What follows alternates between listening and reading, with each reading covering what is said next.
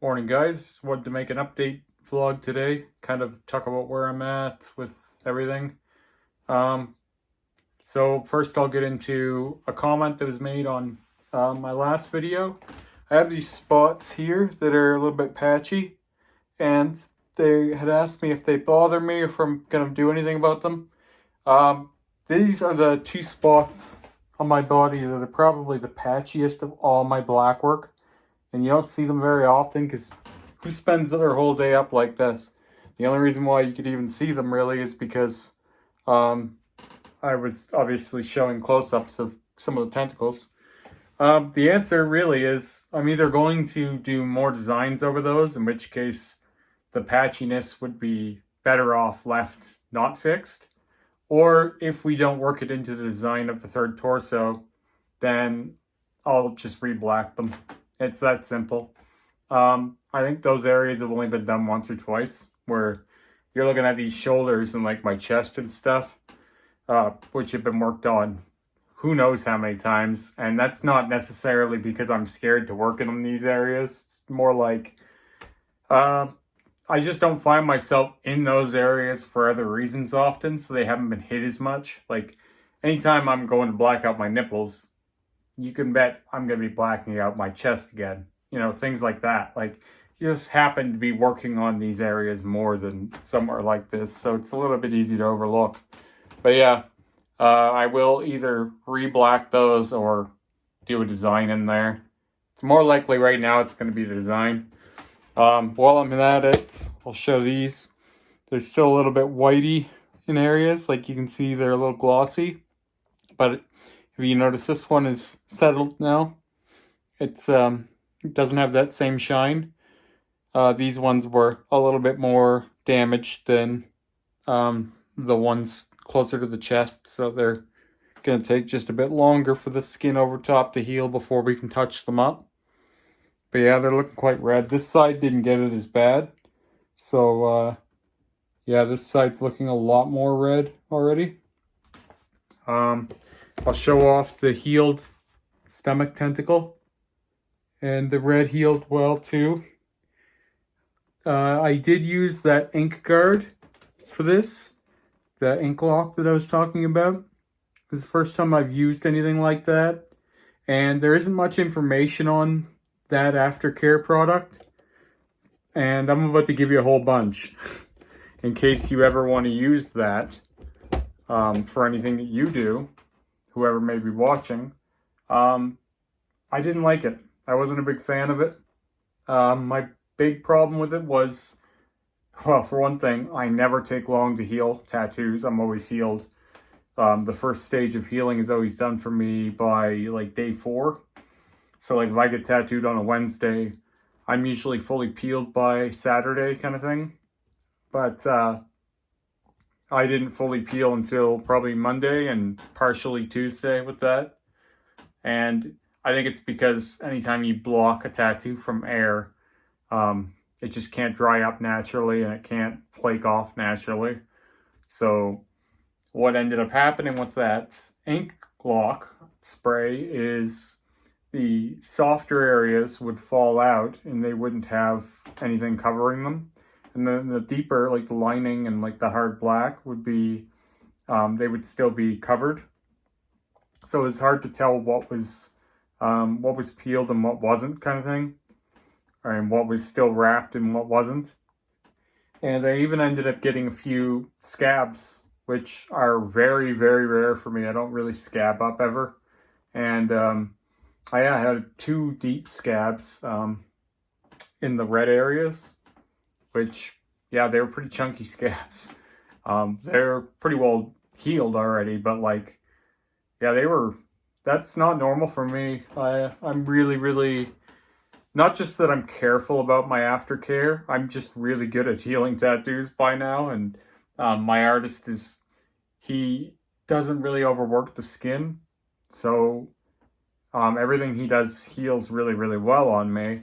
And so for me to find scabbing and a little bit of pitting in those red areas even, it was a little bit confusing. Like, it was like, okay, this is definitely a one-off. I don't know if it's that aftercare just didn't agree with me. Maybe it's good for other people, but I know enough to stay away from it myself in the future. Um, I don't mean to damn the product necessarily. I mean, if you like it and if you want to use it or you want to try it, this isn't me saying don't do that. But it might have even been there's something in it that my skin was allergic or triggered by, irritated by. I don't know. Something I'm allergic to, maybe. I thought when we applied it, it burned quite a bit.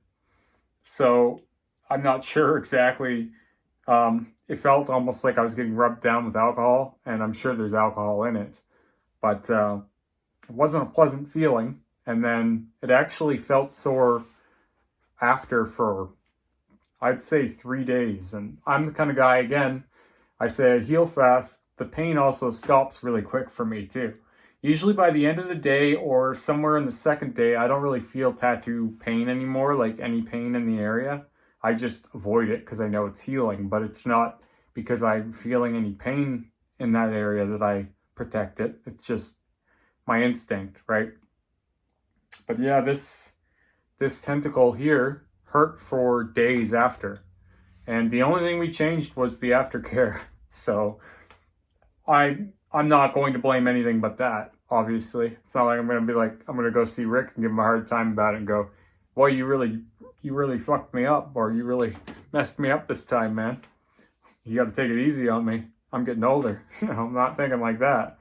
I think the only thing you can logically believe at that point is that it's the aftercare change. Sometimes it's totally in the aftercare, right? I always say that with my artist that I'm working with now, Rick, if you heal a tattoo, if you get tattooed by him, the only way it's going to go bad is if you mess it up. In this case, the two of us messed it up because we switched the aftercare that's been going so well. That being said, I was a great test dummy for it, but I don't want to do it again. So we'll go back to my usual method of healing from here out. But it did heal up, even though we had complications. It healed up pretty well. Like, I'll show it again. Like, it looks great. I can't believe that even though those red areas were pretty chunky, scabbed up, they're still red. Like, this might not show it off very well. And I'm not exactly a wizard with this camera, but yeah, I'm really happy with how this one looks. And when we get these ones done in here, this is really going to start shaping up. I've got some plans for things to do in here and in here now, where there's some negative space. I'm actually thinking about putting two big red eyes similar to the ones on that tentacle, kind of cratering in that region. Like, it's hard for me to explain it, but I have a vision for what it's going to look like. And just kind of continuing the theme, right? We're trying to figure out like different ways to tie everything in that'll have some real visual pop. And I think some big areas of this dark red that we're getting will be really cool, because it is like, I don't think that's going to fade to black. I don't think that's happening. This has been now, 3 weeks? I'm thinking in 6 months, if it fades at all, it'll be a subtle fade. And it's almost the same red as what I've got in the eye. But yeah, I don't think it's possible to get a really bright red. But as I've said in earlier vlogs, I'm not really interested in that anyway. That deeper, darker red is really cool. And it's created a really cool highlight. And having those spots of red all throughout the suit, and in places, they're going to be quite big. I think it's going to add real dimension to everything, and it's also going to tie everything in really, really nice, like top to bottom, especially when I start getting it in places like my sleeve and stuff, because I've got no end to plans for my sleeves now. As much time as I'm taking with my torso, and will be continuing to take with my torso with the silver and red highlights and stuff that I'm planning, I'm going to be spending as long on each sleeve. We'll be doing it in a kind of mirrored process. It's going to be very symmetrical, but maybe just a little bit off. And we're going to be doing like a piece on each bicep, a piece on each wrist, a piece on, you know what I mean? Like it'll be coming together piece by piece. And I don't think we're going to do a whole lot of backgrounding. I just think it's going to be big feature pieces and some texturing in between things. Almost like, like spiderweb sleeves or like dot sleeves where there's some texture in between pieces rather than having like wind bars and stuff connecting everything. It'll just be kind of stitched together at the end, but it will be done that way on purpose. Like that's going to be my mindset going in, sort of thing. Yeah, it'll be very, very much continuing the theme of my torso. The only other update I've got is I got my new piece from my Labret finally that I was talking about a few weeks ago in my de-stretching. So this one is much, much shorter. And I do still have an O-ring on it just because without the O-ring, I don't know if it's going to change in time, but you can still see the scar formation of when I had my lip stretched to a 26 millimeter. With this smaller piece sitting so close to my lip, you can see kind of like the ridge of scar where it used to be a bigger hole. So I don't know if that's going to soften or go away over time, but until that does happen, or if it ever happens, I'll just wear an O-ring with it, and that's fine. I thought I wouldn't be able to wear an O-ring with this piece, but it fits snug, but it works. And it definitely feels better, and it's more secure both on the inside and the outside. And definitely less of a detriment to my speech in general. I had a comment on my Labret downsizing video that I still needed to go down farther because I still had a slur or a bit of an S drag. And that's not going to change no matter what I do. And, well, until I see a good friend of mine, Russ Fox, which I just missed recently. I was just about there. I just about finally had my tongue split. But I won't deviate too much. The reason why I have a bit of a lisp has nothing to do with this piercing. This piercing has something to do with how my lip moves, has nothing to do with how I speak necessarily. I can speak faster with a smaller piercing in my lip, and that's certainly true, but the slur comes from my tongue tie. My tongue's been tied from birth. My mother probably should have had it cut, but I can't stick my tongue out. When you have a tongue tie, it changes the way you phrase things, and my wife has been on me about this. You need to mention that you have a tongue tie remedy, because people they're not gonna think that they're gonna think that it's still your lip. And it really doesn't matter. Even if I had this sewed up, I'd still have a lisp. I've always had a lisp. It's part of having a tongue tie. But when I get it split, which is something I'm definitely going to do, hopefully this year still. I missed Russ Fox a little while ago. He was in my area. But I'm planning on having it done.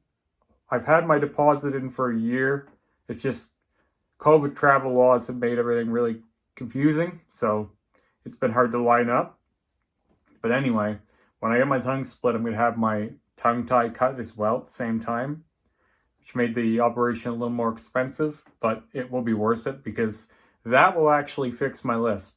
Believe it or not, having my tongue split is I'm going to have to relearn how to talk, but I would have needed to do that anyway, even if I just had the tongue tie cut. So it's kind of going to be double for me because I'm going to be learning how to talk with a split tongue and also relearning how to talk without a tongue tie, which is going to be great because I have a bit of a cow's tongue, and it'll be great to be able to articulate a little bit better because I definitely have the vocabulary already, but sometimes when you have a lisp, it's easy to sound dumber than you are or slower than you are or something. I don't know.